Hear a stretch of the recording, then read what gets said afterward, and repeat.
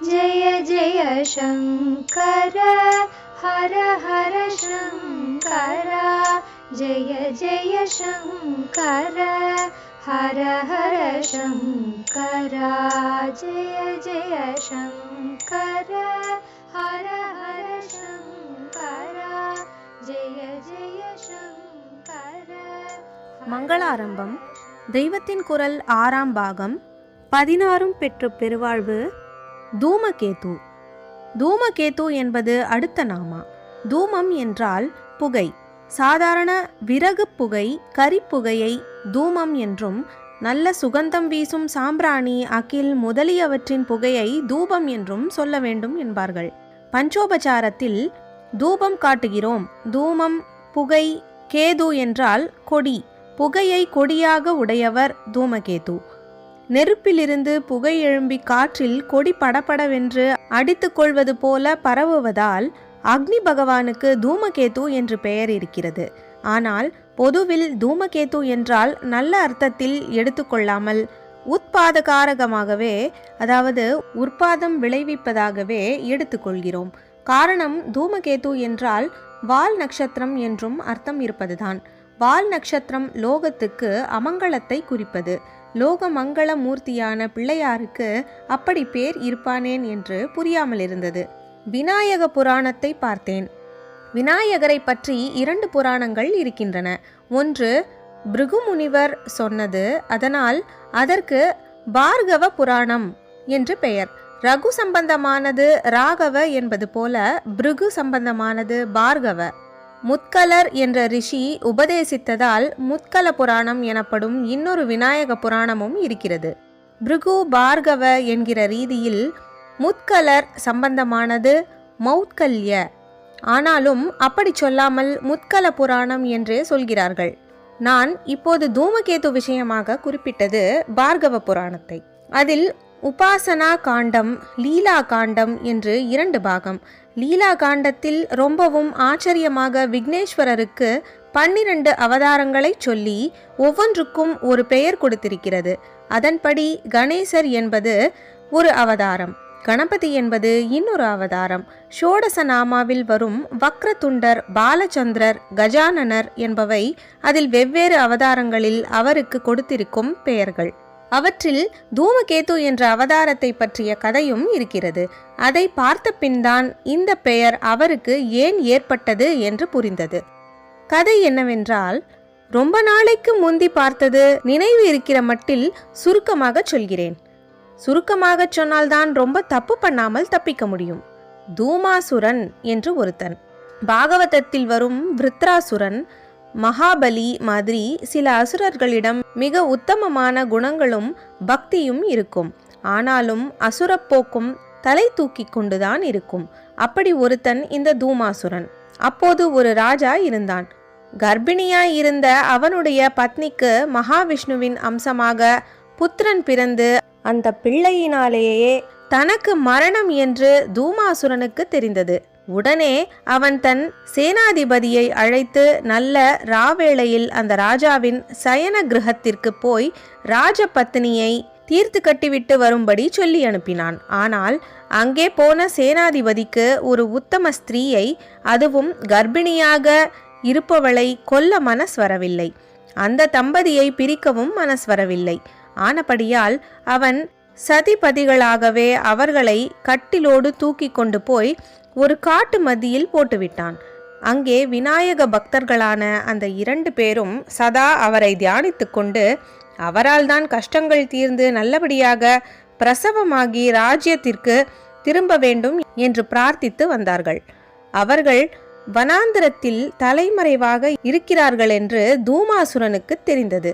உடனே அவனே அஸ்திரபாணியாக அங்கே போனான். அவன் ஸ்பெஷலைஸ் பண்ணி இருந்த அஸ்திரம் என்னவென்றால், அவன் பேர் என்ன? தூமாசுரன் தானே. தூமம் என்றால் புகைதானே.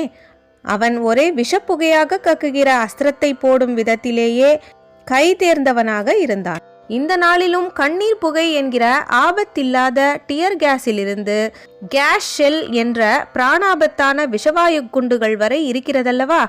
இப்போது கெமிக்கல்ஸை வைத்து பண்ணுவதை அப்போது மந்திர சக்தியால் பண்ணியிருக்கிறார்கள். தூமாஸ்திரத்தால் கர்ப்பிணியை அவள் வயிற்றில் இருக்கும் சிசுவோடும் பக்கத்தில் இருக்கும் பதியோடும் சேர்த்து ஹதம் பண்ணிவிட வேண்டும் என்ற உத்தேசத்துடன் அவன் போய் பார்த்தால் அப்போதே அவள் மடியில் ஒரு குழந்தை இருந்தது. பிள்ளையார்தான் அந்த தம்பதியின் சதாகால பிரார்த்தனைக்கு இறங்கி வைஷ்ணவாம்சமான புத்திரஸ்தானத்தில் தோன்றிவிட்டார். இதனால் தாம் சர்வதேவ ஸ்வரூபி என்று காட்டிவிட்டார். சிவகுமாரராகப்பட்டவர் விஷ்ணு அம்சமாக பிறந்தார் என்பதில் சைவ வைஷ்ணவ சமரசமும் உசத்தியாக வந்துவிடுகிறது. சுக்லாம் பரதரம் விஷ்ணும் என்று ஆரம்ப ஸ்லோகத்திலேயே வருகிறதே. தூமாசுரன் சரமாரியாக தூமாஸ்திரம் விட சீறிக்கொண்டு பெரிய பெரிய மேகம் மாதிரி புகை அவர்களை நோக்கி பாய்ந்தது. அத்தனையையும் குழந்தை பிள்ளையார் தன்னுடைய சரீரத்துக்குள்ளேயே வாங்கி கொண்டு விட்டார். இனிமேல் அஸ்திரம் போட முடியாதென்று அசுரன் களைத்து போய் நின்று விட்டான். அப்போது அவனை சம்ஹாரம் பண்ணுவதற்கு பிள்ளையார் தீர்மானித்தார். அதற்காக நாம் புதுசாக அஸ்திரம் எதுவும் போட வேண்டாம், அவனே போட்டு நாம் உள்ளே வாங்கி வைத்து கொண்டிருக்கும் விஷப்புகையாலேயே காரியத்தை முடித்து விடலாம் என்று நினைத்தார். உடனே உள்ளே ரொப்பிக் கொண்டிருந்த அத்தனை தூமத்தையும் குபுக் குபுக் என்று வாயால் கக்கினார். அது போய் தூமாசுரனை தாக்கி அழித்துவிட்டது. தூமத்தை அஸ்திரமாக கொண்டே வெற்றி கொடி நாட்டிக்கொண்ட பிள்ளையாருக்கு தூமகேது என்ற நாமா உண்டாயிற்று. தூமம் என்பதை தூம்ரம் என்றும் சொல்வதுண்டு. தூமகேதுவையும் தூம்ரகேது என்பதுண்டு. குறிப்பு: ஒவ்வொரு யுகத்திலும் விக்னேஸ்வரர் ஒவ்வொரு பெயரும் உருவும் கொள்வதாக கணேச தந்திரங்கள் கூறுகையில் கலியுகத்திற்கான கணேசரின் திருநாமம் தூமகேது, அதாவது தூம்ரகேது என தெரிவிக்கின்றன. பெயருக்கேற்ப அவர் புகை வண்ணராக இருப்பார். 2 கரம் கொண்ட அவர் குதிரை வாகனர் ஆவார். கிருத யுகத்தில் நாமம் விநாயகர், ஜோதி வர்ணம், 10 கரம், சிம்ம வாகனம். திரேதாயுகத்தில் நாமம் மயூரேஷர், வெண்ணிறம், 6 கரம், மயில் வாகனம். துவாபர யுகத்தில் நாமம் கஜானனர், சிவப்பு நிறம், 4 கரம், மூஷிக வாகனம். கணாத்யக்ஷர். தூமகேதுர் கணாத்யக்ஷக. ஷோடச நாமங்களில் தூமகேதுவுக்கு அப்புறம் கணாத்யக்ஷர், கண அத்தியக்ஷர். அத்தியக்ஷர் என்றால் சூப்பர்வைசர், பண்ணுகிறவர், தலைவர். தலையை வைத்தே தான் வெள்ளைக்காரர்களும் head of the government, head priest என்றெல்லாம் சொல்கிறார்கள். சமீப காலம் வரை வைஸ் சான்சலர்களை உப அத்தியக்ஷர் என்றே சொல்லி வந்தோம். கணபதி, கணேசர், கண ஈசர், கணாதிபதி, கண அதிபதி, கணநாதர் என்றெல்லாம் சொன்னால் என்ன அர்த்தமோ அதுதான் கணாத்யக்ஷர் என்பதற்கும் அர்த்தம்.